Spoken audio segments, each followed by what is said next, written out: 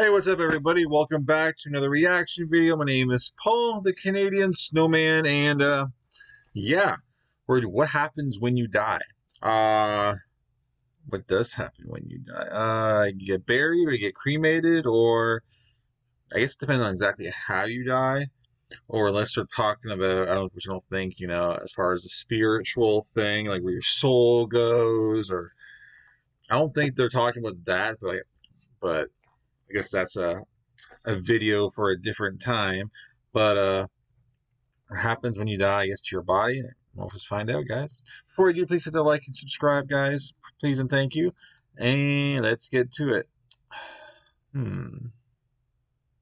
What happens when you finally kick the bucket, so to speak? Despite our mostly science-grounded views on death these days, it seems many of us believe in life after it. In 2014, UK citizens were polled by The Telegraph, and just under 60%. Okay, I didn't realize they were going. I thought they like your body. Can't realize that it was going into this kind of stuff. So interesting. In 2014, UK citizens were polled by The Telegraph, and just under 60% of respondents said they believe some part of us lives on. In the US, still a very Christian nation, Pew Research in 2015 asked people what happened after you die. The survey found that 72% of Americans believed you go to heaven, which was described as a place where people who have led good lives are eternally rewarded. 54% of US adults replied that they believed in hell, which was described as a place where people who have led bad lives and die without being sorry are eternally punished. With that in mind, welcome to this episode of the Infographics Show, What Happens When You Die? By the way, infographic show, I've done many of their videos. They're really awesome, so you should definitely check out their channel. Anyways, let's get to it. Don't forget to subscribe and click the bell button so that you can be part of our notification squad. Exactly. It seems a lot of people do believe that after death we might be ensconced in some cloud-strewn paradise, or conversely, if we haven't adhered to the ethics prescribed to us by our chosen religion or denomination of that religion, we might be faced with eternal hellfire and the prospect of groveling to a bearded red man who hardly ever puts down his pitchfork. But let's start with some empirical realism and what actually happens to the body when we die. Physicians know you're dead because the heart stops beating and there is no longer any electrical activity in your brain. Brain death equals dead, although machines can keep you going a little bit longer. You can also have what's called a cardiac death, which means the heart stops beating and blood no longer flows through your body. The strange, even wonderful thing is, people that have suffered cardiac death but have been brought back to life have said they were aware of what was going on around them. Others have talked about walking towards a light in such a near-death experience. You can be brought back from what we call clinical death, but you only have a grace period of about 4 to 6 minutes. But let's say you get to the light and pass through. This is what we call biological death. Game over, the final whistle, dead as a dodo. This is where it gets kind of undignified, but what do you care, you're dead. Once you're definitely no longer with us, your muscles relax, and this means your sphincter will too, meaning that triple whopper and large fries you had for lunch will spill out of you. The gas you have in you may also leak out and cause a stink. The same goes for the pee you've got in your bladder, so dying, not surprisingly, is a bit of a messy affair. I would say that is nasty, man. So that means like you just say someone dies and you find their body, and that I guess that's part of the reason, death stinks really bad.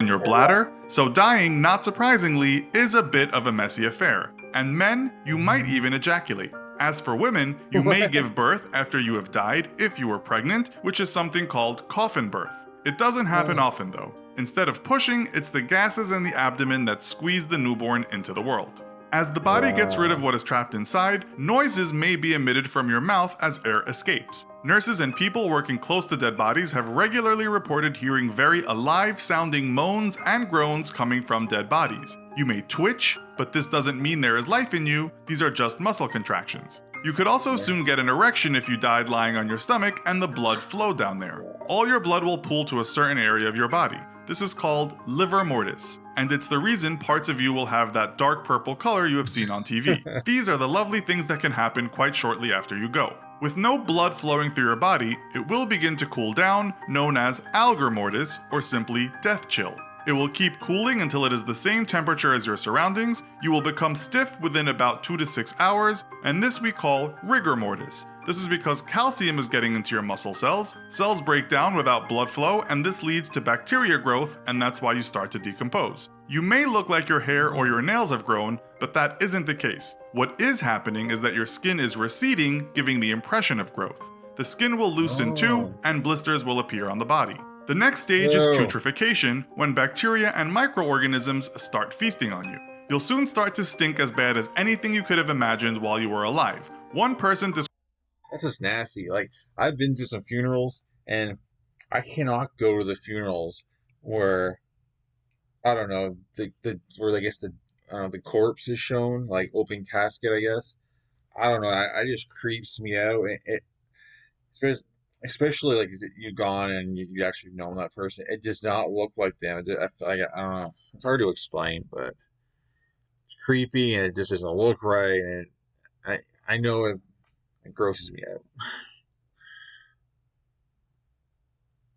Anyways, thing you could have imagined while you were alive. One person described the smell as rotten eggs, feces, and a used toilet left out for a month times 1,000. It is unholy. Soon everything that is soft becomes liquefied, with things like bones, cartilage, and hair remaining strong. You're already well on your way to decomposing by the time you are being put in the ground, but if embalmed and buried, decomposition could be a slow process. Left above ground, you'll be a liquefied mess within about a month, feasted on by insects, maggots, plants, and animals. Underground, some experts say it might take 8 to 12 years before you are reduced to nothing but a skeleton. After around 50 years, even your bones will become part of the earth. We should add the rate of decomposition depends on all manner of factors, too many to list here, but we think you get the picture. While some people report that their near-death experience was a scene to behold, that's not always. Well, I'm sorry. I always thought that like just your bones were always there. Like after like 50 years, even your bones can decompose and disappear. I guess when they find dinosaur boy, I guess because it's like all in like clay and mud, so that's what keeps it from decomposing. But wow, yeah, I learned something new. While some people report that their near-death experience was a scene to behold, that's not always the case. One person writing on Reddit said his experience was as follows. It was just black emptiness, no thoughts, no consciousness, nothing.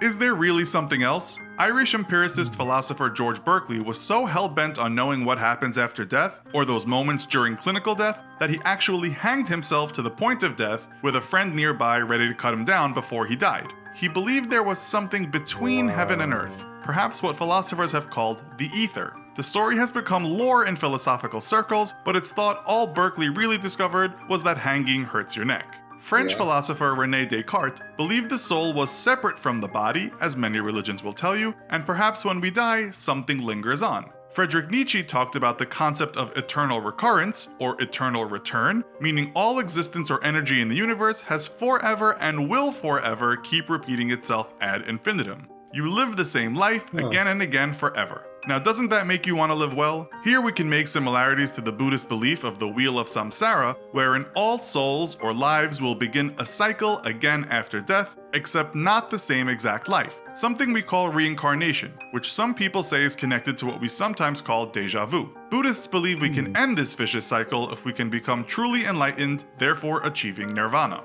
Or do we make our way to heaven after our bodies stop working, tipping our cap to St. Peter at the pearly gates, hoping he won't deny us entrance for stealing that candy bar when we went on a school trip to Niagara Falls? Will we be taken into paradise, a place replete with excellent foods and gorgeous maidens that make your dead knees go weak? Or will we simply seed the earth, our souls nothing more than...